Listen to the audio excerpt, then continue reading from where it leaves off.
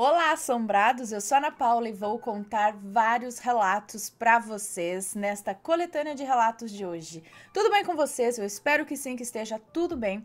Para quem não conhece, nós somos o canal Assombrado, temos vídeos todos os dias no canal, todas as noites tem relato ao vivo, entre 10 e 11 horas da noite, todos os dias às 11 da manhã tem relato também. Tem tipo ao vivo de segunda a sexta, coletânea de relatos no sábado, coletânea temática de relatos no domingo, 12:30 todos os dias é para ter vídeo do Matheus com o Almanaque Assombrado de segunda a sexta, notícias de sábado e domingo e de domingo especial. A menos quando tá muito corrido aqui e aí acabou que não tá dando pro Matheus fazer os vídeos ali dele, um ou outro, tá? Mas logo volta ao normal. Nós temos a nossa loja virtual, a lojaassombrada.com.br. Vai fazer uma visitinha lá, tenho certeza que você vai gostar dos produtos. E não se esqueça de deixar o like neste vídeo, ok? Bom, vamos então começar com esta coletânea de hoje. Primeiro relato da coletânea é este daqui. Meu pai sabia o dia de sua morte. Como assim? É uma moça que nos conta de Minas Gerais. Esse relato se passou com a minha amada sogra e aconteceu em uma cidade no interior de Minas Gerais, em 1968. Abaixo irei relatar o ocorrido nas palavras da minha sogra. O meu pai... Então, peraí, agora é a sogra dela contando, tá? O meu pai ficou doente no final de 1967, aos 50 anos. Como não havia médicos na cidade, ele foi primeiro aos tratadores rezadeiros. Aos tratadores ou raizeiros, que eram os médicos da roça. E esses lhe indicaram as conhecidas garrafadas, que são preparos de ervas medicinais. E de nada adiantou. Por sorte, pouco tempo depois, chegou na cidade um médico, algo raro para a época. O médico avaliou e prescreveu para ele alguns medicamentos, porém, devido à falta de exames, não descobrimos o que realmente aconteceu. Hoje em dia, cremos que ele teve cirrose devido aos sintomas, mas... Como houve dificuldade em encontrar ajuda especializada e os medicamentos não estavam surtindo o efeito esperado, o médico disse que não tinha muito o que fazer. Mesmo assim, ele continuou tomando as medicações e tentando se recuperar. Ele estava bastante inchado, mas continuava com as suas atividades normais de trabalho na roça. No ano seguinte, 1968, em meados de janeiro, em uma certa noite, ele teve um sonho. Nesse sonho, ele se via em um lugar muito bonito, verde, como se fosse um campo. Ao caminhar por esse lugar, surgiu diante dele uma pessoa que ele não conhecia. Na verdade, uma pessoa que ele não conseguia ver o rosto. Essa pessoa estava com um vestido branco, longo, como se fosse uma túnica. Quando esse ser o viu, disse-lhe que ele iria fazer uma viagem em outubro daquele ano. E ele, no sonho, questionou que ele não tinha nenhuma viagem marcada. Entretanto, a aparição afirmou que ele iria viajar no próximo mês de outubro. Nesse momento, ele acordou apavorado, chamou sua esposa e contou a ela o sonho e depois aos filhos. Todos disseram que era somente um sonho e que ele não deveria se preocupar. O tempo foi passando e o estado de saúde dele não melhorava, e o sonho não se apagava de sua memória. Para todos os que iam na sua casa, ele contava o sonho, sem acrescentar ou encurtar uma vírgula que fosse. Chegando mais próximo do final do ano, ele começou a perguntar todos os dias que dia era e o mês. Ele queria que o mês de outubro passasse e assim ele comprovaria que teria sido somente um sonho comum. No dia 27 de outubro, ele passou muito mal e perguntou para a sogra que data era e ela respondeu. Ele então disse para ela que estava chegando o dia da viagem. Exatamente no dia 28 de outubro de 1968, ele pediu para a esposa, a minha mãe, que não saísse de casa, mas a minha mãe tinha que ir buscar a medicação dele, e assim foi. Ela saiu. Eu fiquei em casa com meu pai e uma amiga da família. Na época eu tinha 12 anos. Às 3 da tarde, ele faleceu do meu lado em seu quarto. O sonho se tornou realidade. Hoje acredito que foi um anjo de Deus que, em sonho, apareceu para preparar ele e a família para esse triste momento que passamos. Muitos podem não acreditar, mas isso foi real e eu vivenciei tudo. E até hoje, com os meus 64 anos, lembro como se tivesse acontecido ontem. Nunca isso saiu da minha memória, todo esse acontecimento. Foi algo triste e sobrenatural que marcou as nossas vidas. Olha só, então, essa pessoa de branco, provavelmente do plano espiritual, veio avisar que em outubro ele faria a viagem. Lembram daquela novela A Viagem? Então, se tratava disso, dessa viagem, porque eles dizem que a gente faz apenas uma viagem para esse outro plano, né? Que a gente sai do corpo e vai para outro lugar, né? A gente deixa apenas o corpo físico, mas a gente continua vivo, indo para outro lugar com a nossa consciência, o nosso espírito e tudo mais. Fazemos uma viagem para voltar, na verdade. Bom, próximo relato. No prédio do meu antigo trabalho. É um moço que nos conta essa história de São Paulo. Desde cedo venho vivendo coisas que não consigo explicar, e uma delas resolvi compartilhar com vocês. Aos 16 anos, eu tive o meu primeiro trabalho registrado em uma pequena, porém popular lanchonete aqui do centro de São Paulo, onde trabalhei até os meus 20 anos. Nesses 4 anos em que passei lá, procurei saber a história do prédio, mas nunca consegui saber o real motivo dele ter sido abandonado e depois vendido. Uns falam que foi incendiado, outros que era um banco que faliu, enfim. Na metade desse tempo, 4 anos, coisas incomuns aconteceram lá, desde barulhos, vultos nos corredores e ao redor das pessoas e até mesmo pedaço de madeira lançado contra mim sem nenhuma explicação. Mas nenhum desses casos me surpreendeu tanto quanto o que eu vou contar. Era hora do meu almoço e, por ter começado a trabalhar bem cedo, resolvi deitar um pouco, em uma cama improvisada no subsolo. Ao chegar lá, senti um peso nos ombros, mas eu ignorei, achando que era apenas cansaço. Mas, passados cerca de 5 minutos, comecei a ouvir choros de bebê, vindo de uma sala antes usada como cofre. Eu, agindo por impulso, entrei na sala com a lanterna do celular ligada, mas lá não tinha nada. Então voltei e me deitei novamente. Ao encostar minha cabeça na cama, esse bebê voltou a chorar, seguido de um estranho barulho. Dessa vez eu fiquei só ouvindo. E do nada aquele choro se transformou em uma gargalhada que, sinceramente, me fez gelar por dentro. Eu continuei deitado, mas senti e ouvi passos vindo em minha direção. Quando chegou perto, soprou meu ouvido, causando um grande incômodo.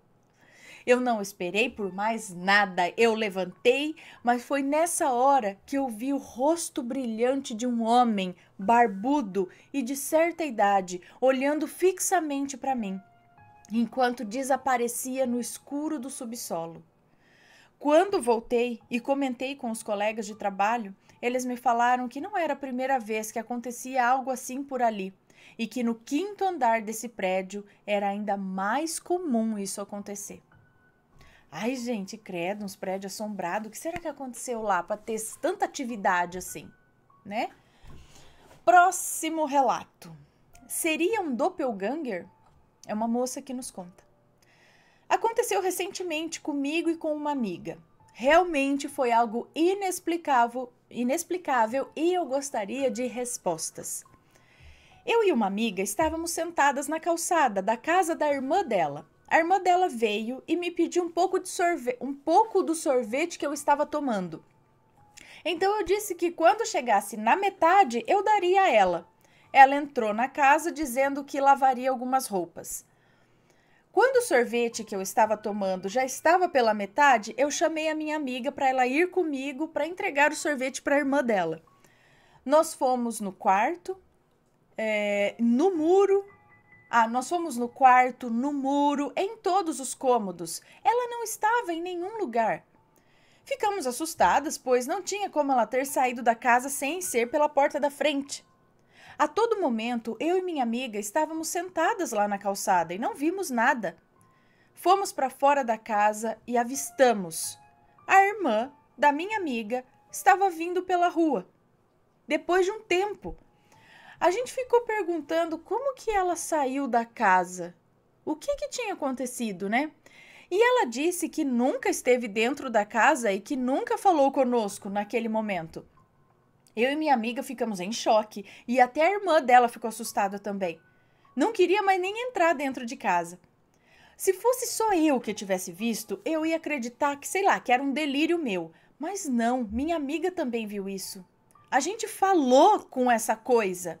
E não foi pegadinha ou algo do tipo, pois a irmã dessa minha amiga é uma pessoa séria.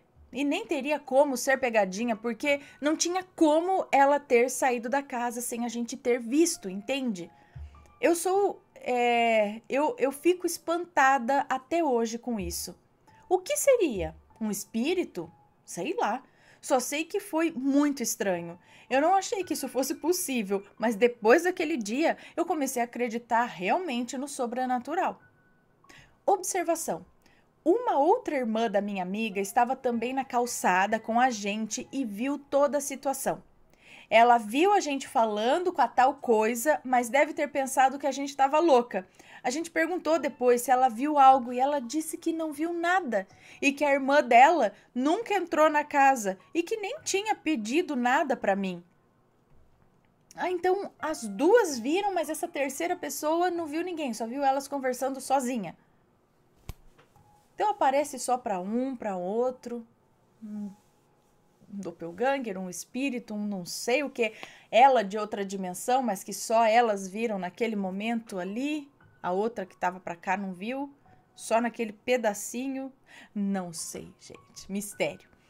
Próxima história, o pacto da minha avó. É uma moça que nos conta e é do interior de São Paulo.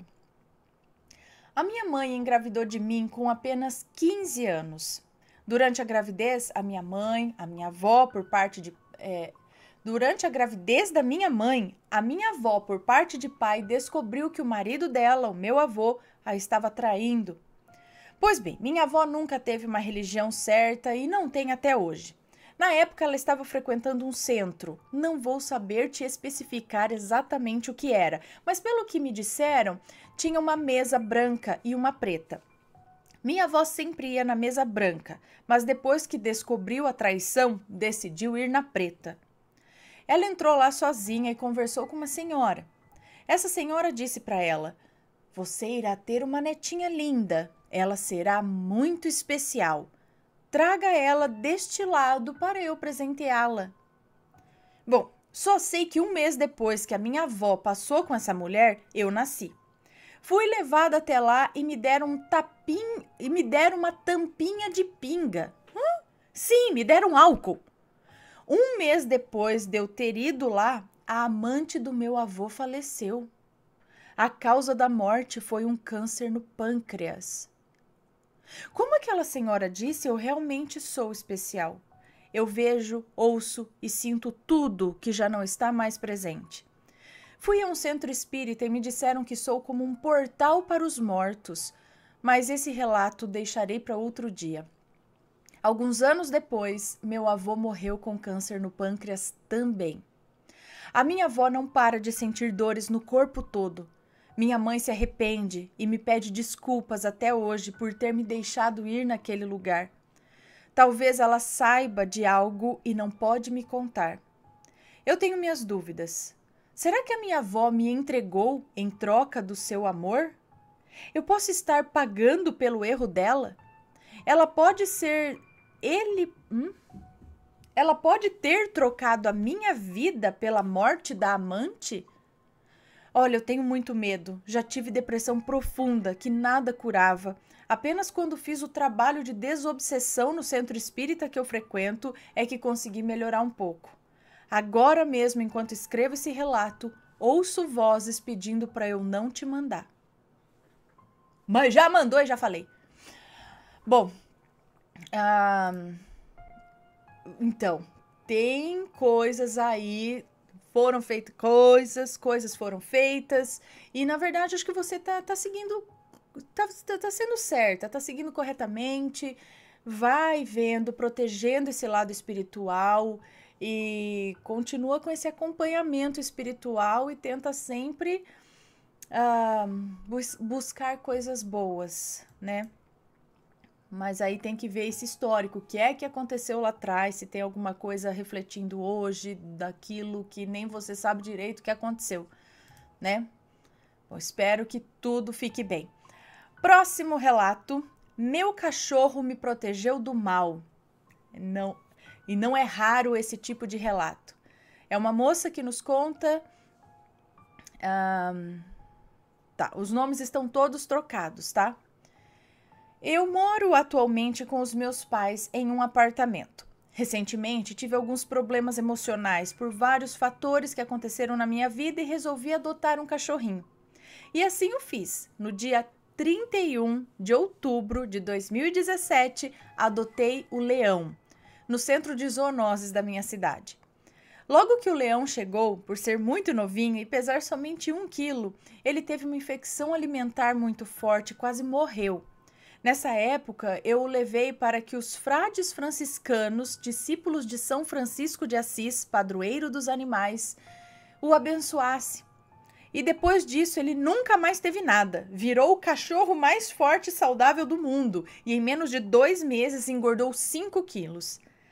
Contei esse breve resumo da história dele porque acredito que ele pode ter sido influenciado a me proteger. Na noite anterior ao dia de hoje, meus pais deitaram e, como de costume, coloquei o Leão na cama dele, no corredor, pois ele não gosta de dormir em cômodos fechados. E, surpreendentemente, ele saiu de lá e pulou na minha cama, e ali ficou. Depois de muito insistir para que ele saísse e fosse dormir na sua caminha, pensei que talvez ele estivesse com calor e, como o meu quarto é mais fresco que o resto do apartamento, resolvi ceder e deixar ele dormir comigo. Logo adormecemos e então o terror aconteceu. O Leão, do nada, ficou muito bravo, latindo e rosnando em direção aos pés da minha cama.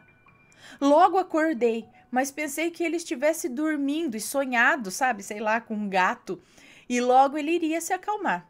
Até brinquei dizendo: "Calma, filho, é só um sonho." Mas ele não parou. E, para minha surpresa, quando eu acendi a luz, ele não estava sonhando. Ele estava acordado e insistentemente latia para os pés da minha cama. Então desceu da cama e latia e rosnava para o que quer que seja que estivesse ali, para que aquilo não chegasse até mim e fosse em direção à porta. Nesse momento, eu senti meu corpo gelar e senti algo muito ruim, como se eu estivesse sendo sugada e observada. Comecei a rezar. E o Leão permanecia bravo, expulsando aquilo dali, acuando algo ou alguém no canto do quarto, em direção à porta. Até que, passados uns 2 minutos, senti que algo saía pela porta que estava trancada e imediatamente o Leão parou. Subiu na cama, se aconchegou em mim e dormiu novamente. Peguei meu celular nesse momento e adivinha?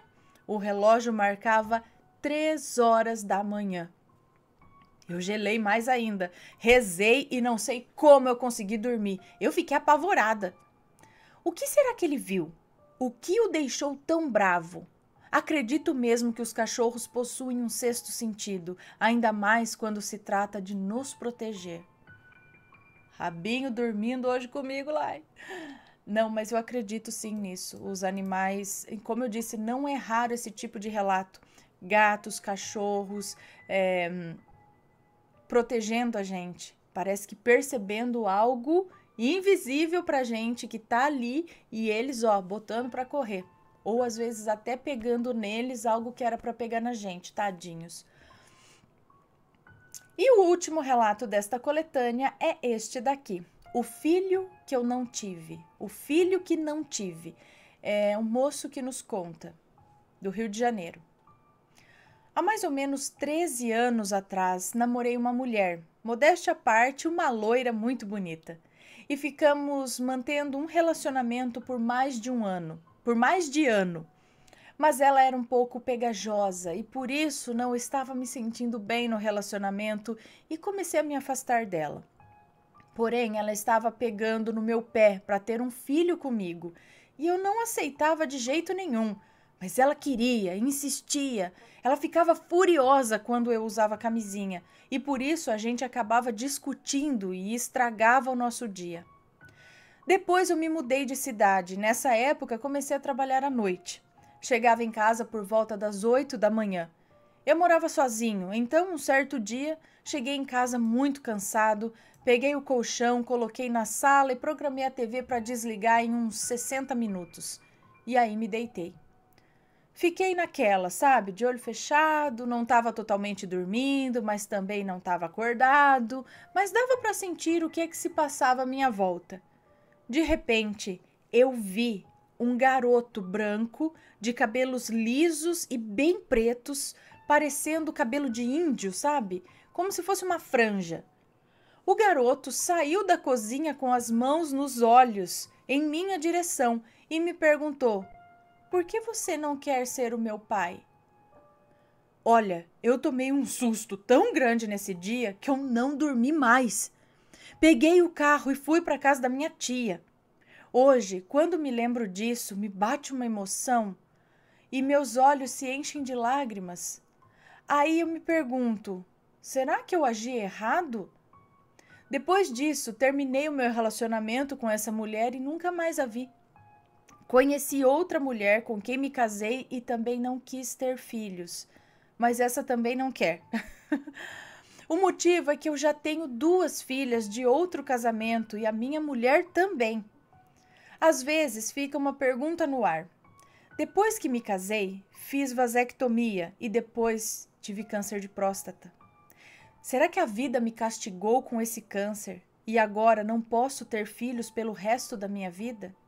Mas graças a Deus descobri a doença com antecedência, fiz a cirurgia e a minha vida sexual continua normal, graças a Deus. No entanto, essa é a minha história. É difícil dizer, é difícil saber. Estranho é essa namorada, né? Querer tanto assim, tipo, porque ela queria pra ela, né? Na verdade, como você disse, você já tava meio que não tava muito legal no relacionamento, então não é normal você querer um filho. Não, o relacionamento tá pendenga, mas eu quero um filho seu, eu quero um filho seu. Tem que tomar cuidado pra colocar um filho no mundo. Não é assim, então eu vou te dar um filho, depois, sei lá, né? A gente não sei se você conhece a pessoa ou não. Então, acho que você não agiu. É difícil dizer que você agiu errado. Agora, os mistérios desse mundo, eu não sei por que você viu esse garotinho dizendo: por que você não quer ser meu pai? Eu não sei o que está se passando. E aí, ironia do destino, depois da vasectomia, isso aconteceu. Mas é difícil dizer, né? Se era para ser, se não era para ser, se agiu certo, errado. Acho que a gente não tem, né, como, não, preciso ter um filho agora. Se você não estava seguro, não é assim que se põe um filho no mundo, você não estava errado, né? Mas eu não sei. Não sei. Se alguém tiver uma ideia, deixa aqui nos comentários, ok? Bom, pessoal, esses foram os relatos de hoje. Espero que tenham gostado. Um beijão para vocês e a gente se vê logo mais. Beijos e fui!